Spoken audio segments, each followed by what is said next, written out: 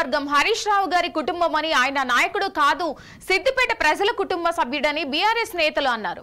అకాల వర్షానికి నంగనూర్ మండలం అక్కెనపల్లి బుడగ జంగాల కాలనీలో కొన్ని ఇళ్లకు గుడిసెలకు నీళ్లు రావడంతో అక్కడి ప్రజలకు ఇబ్బందిగా మారింది. వెంటనే బీఆర్ఎస్ నాయకులు సంఘటన స్థలానికి చేరుకుని పరామర్శించారు. మాజీ మంత్రి హరీష్ రావు దృష్టికి తీసుకెళ్లగా వెంటనే మండల నాయకులతో నిత్యావసర సరుకులు పంపిణీంచారు.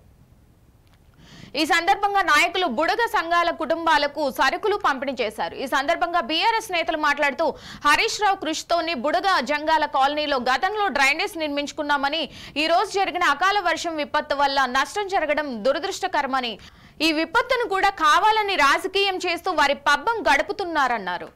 ఫోన్ చేసి మీరు ఇమ్మీడియట్లీ పోవాలి, అక్కడ ఇబ్బంది అవుతుంది, వాళ్ళకి అవన్నీ మీరు అందించి రావాలని చెప్పడం జరిగింది. వెంబడే మేము చేయడం జరిగింది. కానీ వేరే వాళ్ళు వచ్చిందంటే వాళ్ళు వెళ్ళిపోయేదాకా అని చెప్పి ఆగడం జరిగింది. కానీ మీరు కూడా మనం ఎప్పుడు కూడా కలిసిమెలిసి ఈ ప్రాంతంలో ఏ కష్ట సుఖాల్లో మనకు హరీష్ రావు గారే మొదటి నుంచి కూడా అంత మంత్రి ఉన్నప్పుడు కూడా మీకు ఇబ్బంది అయితే ఇక్కడికి రాకపోతే చుట్టూ తిరిగి ఇక్కడికి వచ్చి మీకు ఉన్న ఇబ్బంది ఏందనేది తెలుసుకోవడం జరిగింది. కానీ ఇది ఎప్పటికైనా ఖచ్చితంగా ఇది మనకు శాసనసభ్యుడు మన హరీష్ రావు సారే కనుక ఆయనే తప్పకుండా ఈ కాల్వను ఎటు పోవాలనేది సారు పరిష్కారం అయ్యే దిశగా రేపు ఎల్లుండో వాళ్ళతో మాట్లాడుతా అన్నాడు.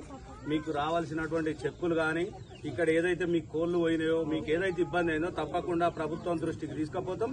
కొట్లాడి సారు ఎట్లాగో ఆల్రెడీ సార్ చెప్పిండు, సార్ అక్కడ మీ గురించి మాట్లాడతాడు కనుక మేము ఇక్కడ జరిగిన విషయాలన్నీ కూడా ఇప్పుడు సార్ దృష్టికి తీసుకుపోతాం.